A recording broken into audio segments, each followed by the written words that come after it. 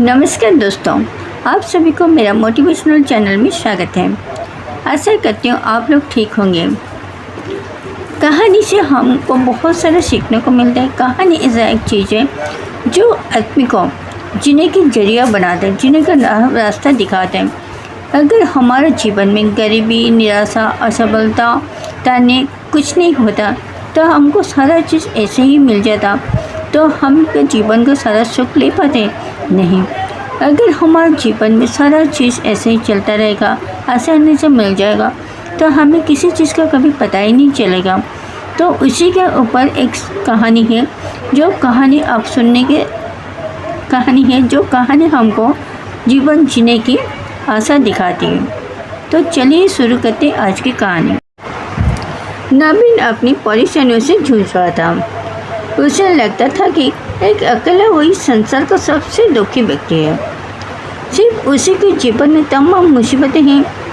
अकेले भगवान ने इस बात की बड़ी शिकायत रहती थी कि भगवान ने संसार में सारे दुख उसके हिस्से में दे दिए और फिर सबको दे देने के बाद कान में रुई डाल के सो गए। नवीन सोते ही जाते भगवान को प्रार्थना करता हूँ और फिर कभी कभी भगवान को दोष भी देता हूँ और कभी कभी खुद को भी कोसता था। भगवान दुनिया में है या नहीं है? अगर है तो मेरा तकलीफ क्यों नहीं दूर करते हैं? उसका हमेशा वही शिकायत रहता था। और नवीन बेचारे करे भी तो क्या करे, एक मुसीबत ख़त्म होता नहीं, दूसरा मुसीबत शुरू हो जाता है। एक दिन उसने सोने से पहले प्रार्थना की, प्रभु आपके सामने कह के थक चुका हूँ, अब और मिनती की इच्छा नहीं है। एक अंतिम बार कह रहा हूँ, कृपा करके मेरी प्रार्थना सुन लीजिए। अगर आपको मेरे दुख नहीं मिटानी है तो कम से कम इतना तो कर सकते हैं कि किसी दूसरे व्यक्ति से मेरे दुख को बदल दीजिए, जिसके जीवन में मुझसे कम दुख होगा। हमेशा के लिए नहीं तो कम से कम कुछ महीने के लिए कर दीजिए। थोड़ा दिन के लिए मुझे भी कुछ राहत मिल जाएगी। अब भगवान ने नवीन की आखिरी इच्छा सुन ली और उसे उस रात सपने में भगवान दिखने लगे। भगवान बोले, बालक मैं तुम्हारी प्रार्थना रोज़ सुनता था, पर मैं ऊपर ध्यान ज़्यादा नहीं दे रहा था, जो तुमसे भी ज़्यादा तकलीफ़ में है। खैर तुम अपनी सारी कष्टों को विस्तार से एक कागज़ पर लिख दो, फिर एक गंठी बनाओ और शहर के मुख्य चौराहे पर जाकर टांग के आ जाओ। नवीन हड़बड़ा कर नींद से जगा। पहले तो उसका बिल्कुल यकीन नहीं हुआ कि सच में भगवान आए थे और उन्होंने उससे वो सब बातें की हैं। फिर सोचा कि आजमाने के देखते हैं, क्या पता इसमें कोई सच्चाई हो। तो उसमें भगवान के दिए आदेश को अनुसार अपनी सारी परेशानियों को अलग अलग कागज़ पर लिखा।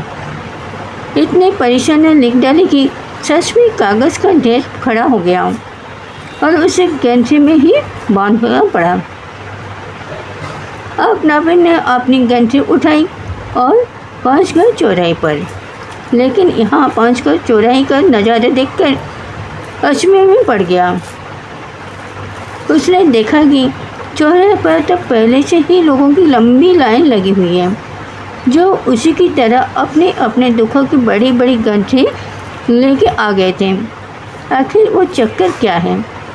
सब कुछ उसके समझ से बाहर था। अभी वो इन विचन में खोया हुआ था कि तभी एक आकाशवाणी हुई। उसमें सभी को अपनी गंठी को चौराहे पर लगी अलग अलग खूंटी में टांग देने का आदेश आया। वह बेहिसाब खूंटियाँ पहले से ही बनी हुई थी। सभी ने अपनी अपनी गंठी टांगी और फिर ईश्वर के अगले आदेश की प्रतीक्षा करने लगे। कुछ ही देर में दोबारा आकाशवाणी हुई और सबसे कहा गया है कि सभी लोग अंदाज से कोई भी ऐसे गंठी उठा लें जो उन्हें अपनी दुखों की गंठी से कम लगता हो। अब उन्हें वही दुख भुगतने होंगी जो उन्होंने खुद चुनी है। खूंटियों में टंगी समस्त गंठियों को घुटता हुआ वो काफ़ी देर तक अंदाज लगाता रहा। अब उसे एक डर और था कि कहीं वो ऐसी गंठी उठा न ले जिसमें पहले से भी ज़्यादा दुख हो। अगर ऐसा हुआ तो परेशानी और भी बढ़ जाएगी और मुझे लेने की देन पड़ जाएगी। जीवन तो ऐसे ही मुश्किल में चल रहा है। अब उसके मन में तरह तरह का विचार आने लगा। वो सोचने लगा कि कम से कम अपने दुखों से तो भली भांति परिचित हूँ और उन्हें झेलने की आदत भी पड़ चुकी है। उनके लिए कुछ रास्ते निकालने की शुरुआत भी हो चुकी है। उसका परिणाम आया है, एक दुख घट जाएगी। कहीं ऐसा न हो कि चुनी गई नई गंठरी में दुख और भी ज़्यादा हो और उसके झेलना बहुत मुश्किल हो जाए। ऐसे विचार में खोया वो एक एक बार एक गंठरी के सामने गुजरता निकलता गया। तब तक नहीं पाया कि कौन सी गंठरी उसे चुनना चाहिए। उसे वह भी डर था कि कहीं कोई उसकी गंठरी ना उठा ले। ऐसे विचार में खोया वो एक के बाद एक गंठरी के सामने गुजरता, लेकिन तय नहीं कर सकता था कि कौन सा गंठरी उसके लिए सही है। उसे वो भी डर था कि कहीं कोई उसका गंठरी उठा ना ले। इसी उलझन में फंसे नवीन ने आखिरकार अपनी गंठरी को ही उठा लिया और चल पड़ा। उसने तय किया कि वो अब इन चुनौतियों का मुकाबला पहले से ज़्यादा मजबूत से करेगा। धीरे धीरे नवीन को अपने दुख दूसरों से कम होते हुए महसूस होने लगा और उसने जैसे ही भाव वहाँ मौजूद हर व्यक्ति में आ रहे थे। सच में सबको अपना दुख ज़्यादा बड़ा और ज़्यादा पहाड़दायक लगता है। लगता है कि वही संसार में सबसे बड़ी दुखी है, पर हम वो भी ज़्यादा न जान पाते हैं कि हमसे भी ज़्यादा कोई दुखी है।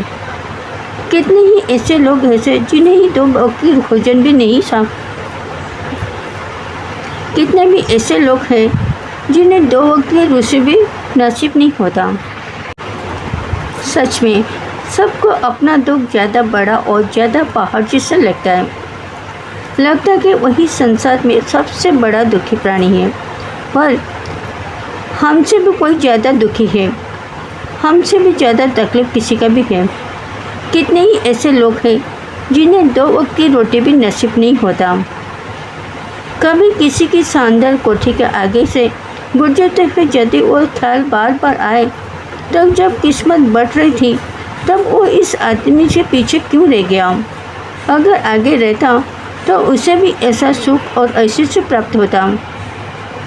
जिस लोगों के पास साहस और हौसला है वो आत्मविश्वास की नाव पर सवार हो जाते हैं, आसानी से जीवन की गंठे पार कठिनाइयों को पार कर लेते हैं, असफलता को सफलता में बदल लेते हैं।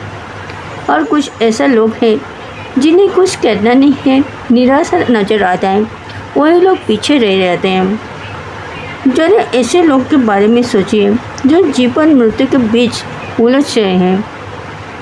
कम से कम आप किस्मत की लाइन में इतने आगे हैं, स्वस्थ हैं, अपने काम के लिए कभी भी निर्भर नहीं है, दूसरों के ऊपर नहीं है। आपको भगवान ने अपना हाथ पे सही सलामत दिए हैं। अगर आप उसको सही रास्ते में सही काम में लगाएंगे तो उसके आगे आपका जीवन कुछ भी नहीं है। अगर आपका हाथ पे सही है, आपका दिमाग सही है, आप स्वस्थ हो, तो दुनिया का कोई सा भी दुख आपको कभी तोड़ नहीं सकता। सिर्फ मन में साहस होने की ताकत है। साहस होगा तो आप हर कार्य को कर पाएंगे और मन में एक आशा की किरण होनी चाहिए हर चीज़ को सफलता बनाने के लिए। तो वही था आज की कहानी। अगर आपको मेरा कहानी अच्छा लगे तो लाइक करें, कमेंट करें, शेयर करें और हर दिन इस टाइप का मोटिवेशनल कहानी देखना है तो मेरा चैनल को सब्सक्राइब करना ना भूलें। फिर मिलते हैं second video, second topic, second motivational. तब तक के लिए thank you so much watching my video. Thank you.